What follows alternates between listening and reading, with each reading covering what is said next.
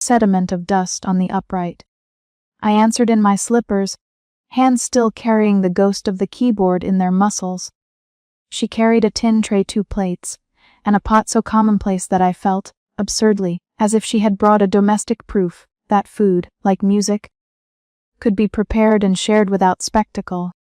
We have a history of gestures, the way she arranges the sheets when we played together, the lightness with which she crosses a bar to an accompaniment we both know by heart. But this evening she moved with an efficiency that suggested training, not sentiment. She set the tray on the table between the score I had left open and a new canvas Lenny had given me, a blotchy wash of blue with a thin, abrupt streak of red running through it. "That's a low E," I had said the first time I saw it. Clara had only raised an eyebrow and said good. She poured tea without primble and placed a small saucer beside each plate. For a moment we simply sat, spooning stew into our mouths, looking at the page, at the painting, at the way the light fell across the keys. I kept expecting her to fold into some theatrical reproof and recitation of what we had once held in common, and then lost, but instead she watched me as if cataloging the state of the room, the way a conservatory teacher might enter a student's practice space and note that the metronome was on the wrong beat. "How are you keeping?" she asked, always the careful question that could be a test. I gave the usual half-habitual answer, "I am getting through the days." It was both true and a sentence that refused intimacy. Clara's face did not soften. She is practical by temperament, by choice, perhaps, but the practicality is neither small nor mean. It is a function of arrangement. She sees life as something to be organized so that fewer things fall apart. "You're avoiding the important question," she said. "You know that." That line slid easily into one of the silences that once used to be the preludes to performances, the quiet that is not empty but full of potential. I had not until then understood how many of my sentences were rehearsals. She offered me, instead, not advice under the guise of control, but a proposition. She unfolded a small paper calendar. The paper was blank for my month, a calendar unmarked in neat squares, with a pencil held in the manner of someone ready to make precise corrections. She suggested dividing the week into blocks: 3 mornings reserved for practice, 2 afternoons for teaching, and 1 evening simply for being uncertain, unplanned, without the pressure to perform. "Not a schedule to smother you," she said, "but a scaffolding." Scaffolding, the word is not romantic. It implies construction, waiting, and a workmanlike hope. I considered the proposal in the way I might consider a score handed to me by a stranger. I looked at the measures, felt whether the pulse corresponded to anything I could sustain. I noticed my hands unconsciously arranging themselves, the thumb finding a place on the table as if it were a key. What she offered, in formal terms, was a translation of public ritual into private ritual, smaller audiences, regular times. Not a reclamation, perhaps, but a structure that would keep me honest. "You mean I should stop waiting for a miracle?" I said. "If miracles come, you'll be practicing when they do," she answered. There was none of the scandalized moralism I half expected. Instead, she spoke as one adult to another patient, firm. I remembered the nights when our calendar had once been a map of tours, radio appearances, rehearsals in remote studios. The rhythms then were all exterior, flights, press events, the mechanical cycle of applause that felt like the weather. Now the weather had changed. The constellations I used to read had dissolved, and Clara's calendar was a small attempt to let me relearn the sky in terms of nearer objects. We argued, because argument is a way of touching the edge of things without committing to the center. She suggested that music might be honest in smaller frames, that a residency at a conservatory or a sequence of short recitals in modest halls could allow me to teach, and to recompose a life that did not depend on the impossible recovery of a neurological gift. I replied, perhaps clumsily, that my music had always been more than notes. My synesthesia was not an affectation but a cognition, an inextricable part of how I understood a phrase. "If I cannot see the color of a note," I said, "I cannot be sure I'm saying what I mean." Her voice did not rise, it only sharpened. "You confusing the map for the territory was always a problem," she said. It is embarrassing to say it so plainly, but you built a house around this color sense until it became the house. Life is not a map. Houses need roofs, and roofs sometimes leak. We fix them. I wanted to reply with something more elegant. Instead, I reached for an old program that lay on the piano stool, the creases worn where we had folded it on trains. I turned it over and felt the scratch of the ink. My fingers found a place on an old ad printed on the back, and then I remembered a line from one of my earlier letters, silly things that now seemed freighted. Clara watched me as if she could see the small machinery of memory shift inside my chest. Her eyes softened, briefly. "Do you miss the touring?" she asked. "Yes," I said. Not the attention per se, the clarity. When the hall was full, everything outside the music reduced to its edges. It is hard to explain. It's like being given a map where every route is outlined, and then having the ink taken away. She did not press the point that some of that clarity had been exploitative, not of me, perhaps, but of the myth of me. She sat with the thought that the man who asked the question had been deeply afraid of losing what used to bear him up. Later, when the plates were cleared and the cups rinsed, she suggested something more intimate. "What if," she said, "you and I tried an experiment, not for the press, not for Marta or Kurt, just for ourselves, a weekly evening, just 2 pieces, always the same. No audience, perhaps once a month an invited friend, a small ritual. You play. I listen. Then we talk about the choices the piece forces on us. Could that be enough practice to re-educate you to the idea of music as conversation rather than confession?" Her suggestion had the curious quality of a test dressed as an offer.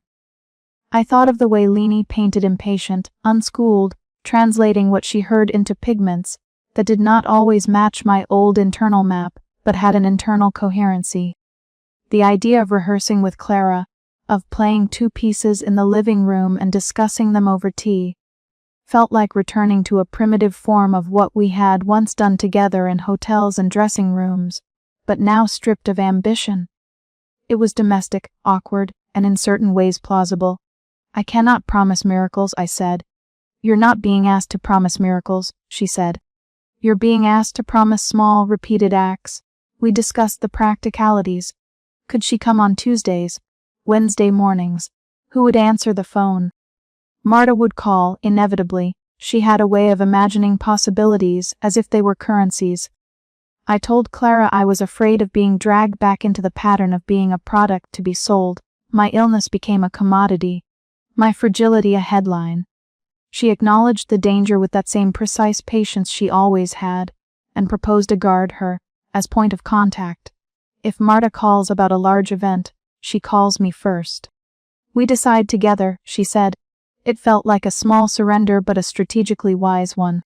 To let someone else become the arbiter of publicity would be a way of keeping my days small and private. That evening, as she prepared to leave, she paused by the piano and ran the flat of her fingers across the lid. The sound was faint, the action almost ceremonial. "Do you still keep that habit of counting?" she asked.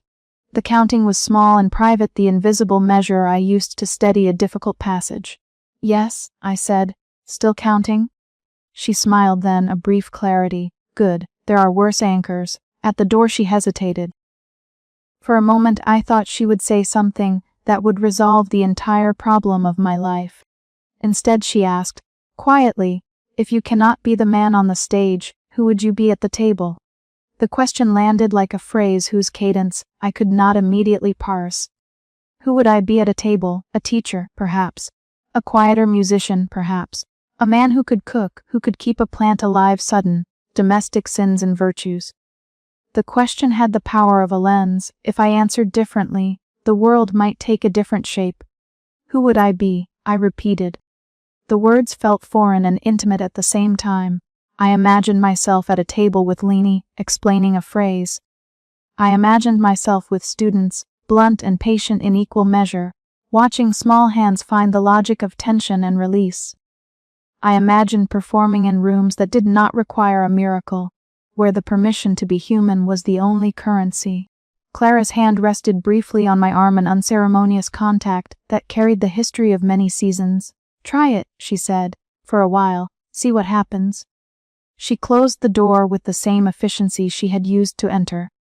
I sat at the table, which now seemed a different object in the room, transformed by its new possibility. The calendar she had left lay open. I put the pencil in my mouth and thought about the habits that form a life. Habits are not miracles. They are not salvations. But they are, sometimes, the ground on which repair can begin. After she left, I took out an old, brittle score and placed it beside Lena's canvas, the blue wash that suggested a low E and the streak of red for staccato. I set the metronome to a tempo I could both hold and resent. I was not buoyed by the certainty of the old color map. Instead, I listened closely for emotional contours and trusted small gestures, the weight of a hand on a phrase, the release of a bar. I tried 2 pieces, as Clara had suggested, one short nocturne from memory and a simple tude that had once been an exercise in clarity. My fingers found some of their old articulations. Other passages came out brittle and too rehearsed. Where the playing faltered, I resisted the immediate urge to stop and analyze. I allowed the measure to breathe, as if letting a wound air itself would allow a different kind of healing. After I finished, I sat in the residual hush and wrote into the margin of the score a note, 2 evenings per week, small audience. Discuss. There is a peculiar modesty in admitting that a life one once took as whole must be reassembled from fragments. The admission is not a defeat so much as an inventory.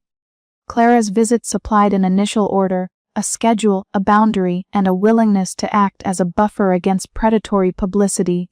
It also supplied, unexpectedly, a test of intimacy, a request that we resume a private practice together, unobserved by the machinery that once turned my difficulties into spectacle. As night thickened and the city sounded the low hum of a distant tram, I thought of the man I might be at a table. In my mind's eye I saw Lena's paint-stained hands and Clara's efficient posture. I imagined teaching in a small room where students could ask shy questions and I could answer without the pretense of a public voice. I imagined composing an honest, unadorned piece for a couple of people in a drawing room, a fragment that would acknowledge absence and make room for listening. The question Clara left me with, "Who would you be at the table?" was not yet an answer. It was an invitation to a series of small acts that might, over time, accumulate into a life. I turned out the light and sat for a long moment in the dark, fingers resting on my knees, feeling the faint ache of the hands that had once conjured color from sound. There was no miraculous recollection that night. There was, instead, the slow arrival of something else, a possibility that life, measured in modest routines and shared meals, could contain a music of its own. Outside, someone laughed in the courtyard. It was an ordinary sound, spare and human. I took the calendar and penciled in the first 2 practice mornings. Then I wrote, clumsily and with more hope than certainty, 2 pieces, always the same. The pencil line was thin but deliberate. It felt like the first note of a new, careful phrase, one that would not demand a miracle, but might, through repetition and attention, teach me how to find meaning again. I did not know then whether habit could contain grace. I only knew that Clara had offered me a scaffold, and that I had placed, however tentatively, the first plank. When the knock came the next day, Martis quick, officious rapping, my hand moved to the drawer where I kept the calendar. I did not open it immediately. I turned instead to the canvas, and let my fingers follow the streaked red. There are questions one cannot answer in a single sitting. But there are intervals in which decisions can be tried on like clothes. Close, step back, feel the fit. I put the pencil to the paper and, with a steadier hand, penciled under Tuesday and Thursday practice. Clara present. The writing was small, precise, an act of appointment. Outside the window, Vienna kept its old, patient light. The city had not changed because I had lost a faculty. I had. That distinction between the city's continuity and my own fragmentation was the hard truth. Clara's visit had not healed me. It had, however, proposed a way of being in the world that might, with time, allow me to make music again, not as a recovery of what had been, but as the invention of something else. It was the difference between expecting a miracle and deciding to practice. As the flat settled into evening, I rehearsed again, quietly, the phrases I would play at the table Clara had invited me to sit at. The notes did not shine with color.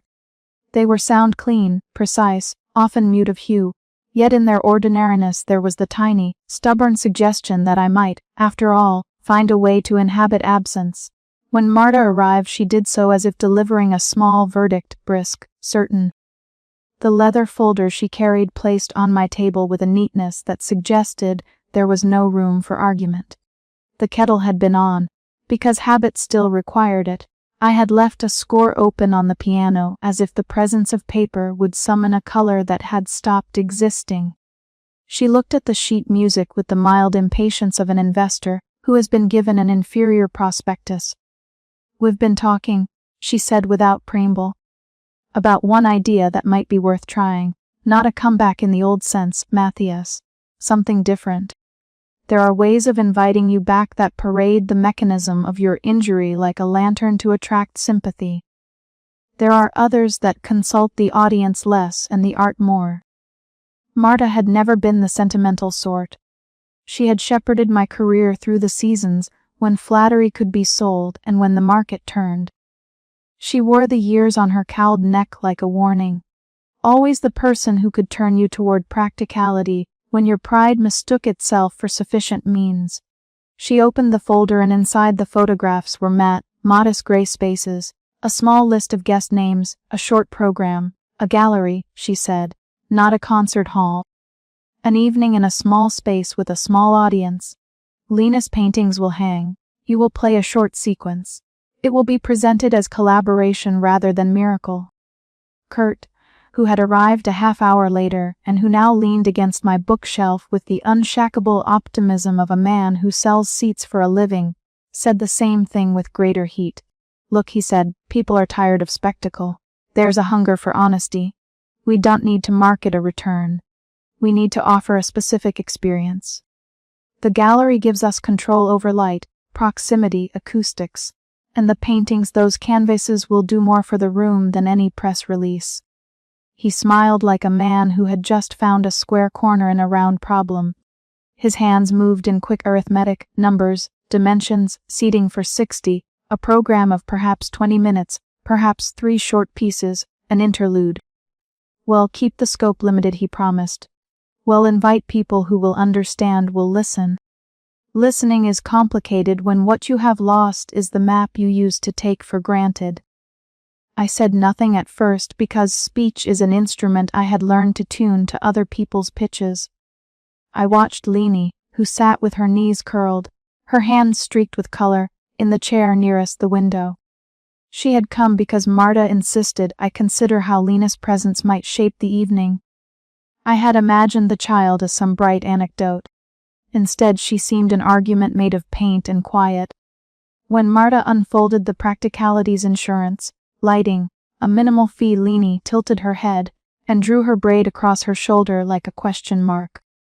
"There's a logic to it," Marta said, to me and perhaps to herself, "a way for you to perform without the demands of a hall. The lighting can be controlled, the program short, the framing less about return and more about process. We can present a dialogue. You are not alone on stage, you are in company. That is safer, ethically cleaner." She used the word ethically as if ethics had a place in programming. I understood the inclusion of the word as a shield against the old hunger that had once chewed at me. Critics, boxes sold, bridges shared with the public, as if to suggest we would not be trading on pity. Kurt, less careful with language, chipped in, and it's marketable all the same. Small exclusivity, strong press hook. We do it right, we control the narrative. Clara's visit that afternoon undercut both versions in a way that felt less like criticism and more like inventory. She arrived carrying a tray with 2 cups of tea, her movements efficient as always. Her presence rearranged the room. It introduced an unadorned truth, someone who was not paying me as a client nor cheering for me as spectacle.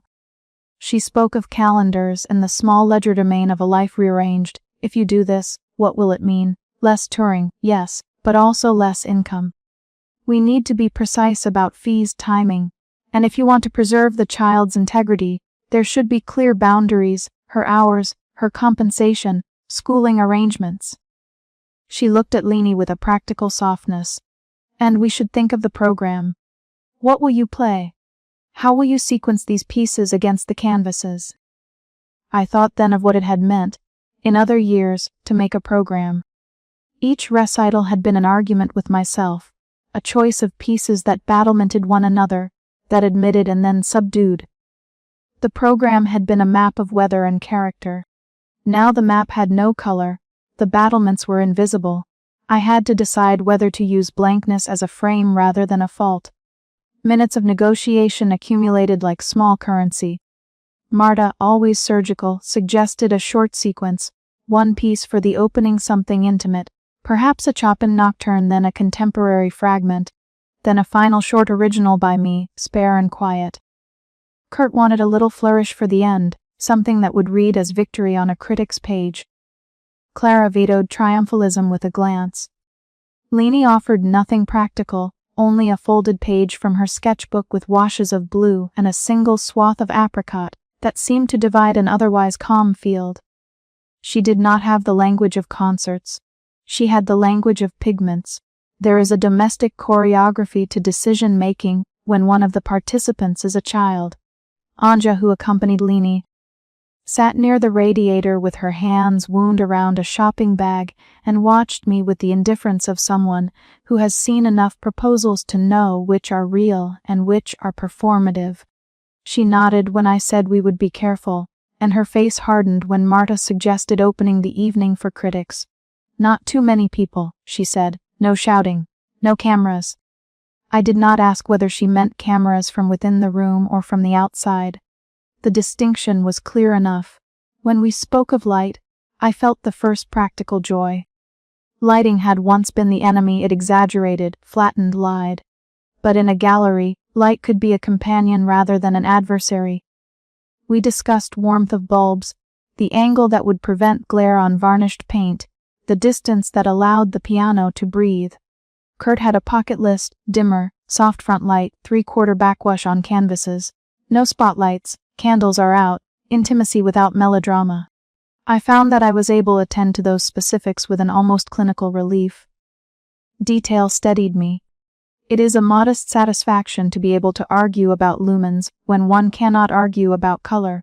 There was a phrase Marta used that lingered, presented as process. She meant, I think, that our evening would not pretend to heal me. It would show the steps we were taking. Lena's paintings, my playing, a short conversation afterward maybe, a transcript of the collaboration for those who wanted to read it. There would be no promise of restitution. I liked that. I liked that because it felt honest. It also felt, in another register, like a confession. If one presented process, one also admitted failure when it arrived, a danger Marta seemed willing to accept because she sees human narrative as product. And, perhaps, because she had concluded the product might be more saleable if it admitted its flaws. You will accept a certain risk, she said to me gently. Risk of a bad night. Risk of being misread. Risk of being reduced to a cautionary tale, but you will control the frame. Control. The word had been a fetish in my life, control of tempo, of pedaling, of tone.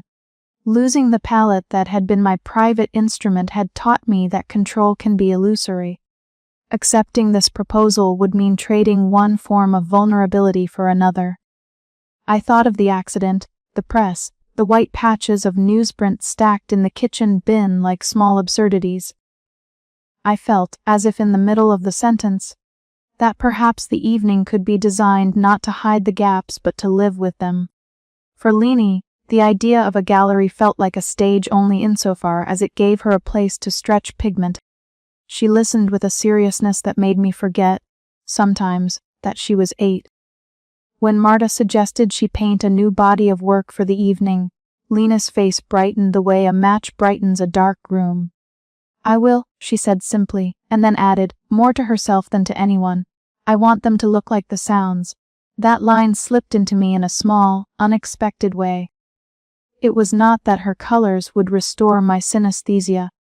It was rather that they might provide a visible counterpoint that the audience could use to reckon with the silence I carried. Painting does not cure hearing. Paint is not hearing's twin. but in a room where one could look and listen at once. It seemed possible to make a structure in which my absence of color did not read as a void so much as an invitation toward new empathy. Clara, who had been quiet during most of the back and forth, finally let herself speak of the cost in a way that unsettled both Marta and Kurt. "There will be offers if this goes well," she said. "Television sponsorships. People will reconstruct a narrative they like, the fallen man restored, or the cautionary tale turned triumphant. Decide now what you will sell and what you will keep. Decide whether the child is going to be a symbol or a partner." "I want her to be a partner," I said aloud, before I had the right to be so confident. The words surprised me, partly because they felt like a renunciation of the old trade and acceptance that I might not be center stage in the old way. Leanie smiled, and for a moment I felt revivified not by the prospect of applause, but by the idea of being part of a structure larger than my old solos. We left the practicals, date suggestions, contingency plans, insurance clauses until the end. Kurt, mercifully brisk, proposed 3 potential evenings in late autumn, a time when the city leans toward indoors and critics are looking for novelty. "We keep it tight. We cap the audience. No cameras. We invite people who will listen. And we pay Leanie," Anja said simply. "And we pay you enough so that it is worth your time."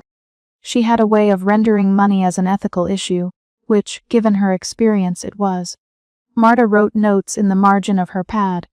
Clara made a list of school time adjustments for Leanie. Kurt checked a calendar.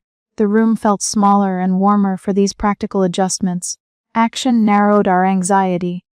On my way home that evening I found myself walking past the gallery. The window threw a rectangle of muted interior onto the pavement. Inside, workers were hanging a trial canvas and testing the light. The sight of the paint under the lamp, its matte skin barely lit, evoked something that I could not call memory and would not call hope. It was the impression of a possible future, where making was not an altar to a vanished faculty, but a table at which people could be fed. The catalog that Kurt had suggested, the invitation that Marta had designed in crisp black type, the list of invitees that would be both intimate and weighted, each of these felt, perversely, like a relief. They were decisions that would not be undone by a single bad night. Of course there were objections left unspoken. The possibility that my anxiety would ruin the evening.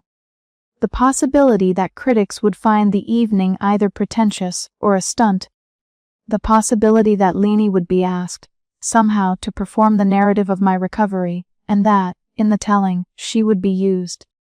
For all of these I could name pragmatic countermeasures, strict guest lists, no press conference, a clear contract for Leanie, a short program that emphasized listening over demonstration.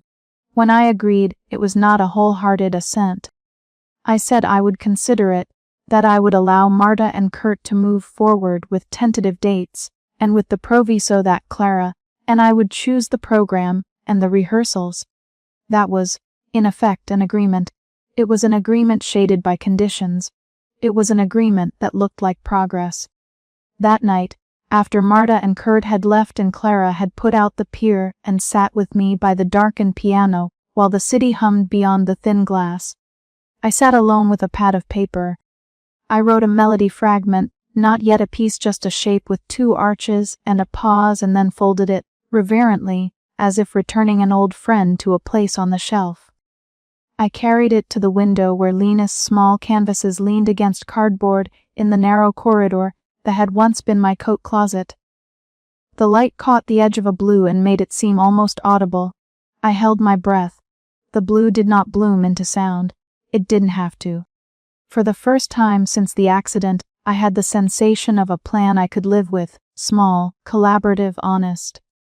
There was also a shame I could not dismiss the memory of the audience in the hall, the flash of cameras, the accident that had become, in newspapers and whispers, an emblem of failure. Making a modest evening in a gallery felt, at times, like hiding. But that same hideaway was, in truth, a way of refusing the public appetite for a spectacle of redemption. If the world demanded a miracle, it would not receive it here. If it demanded a story with tidy ends, it would be disappointed. I suspected that the disappointment would be the part I had to learn to bear. We set a date for late November, when the city would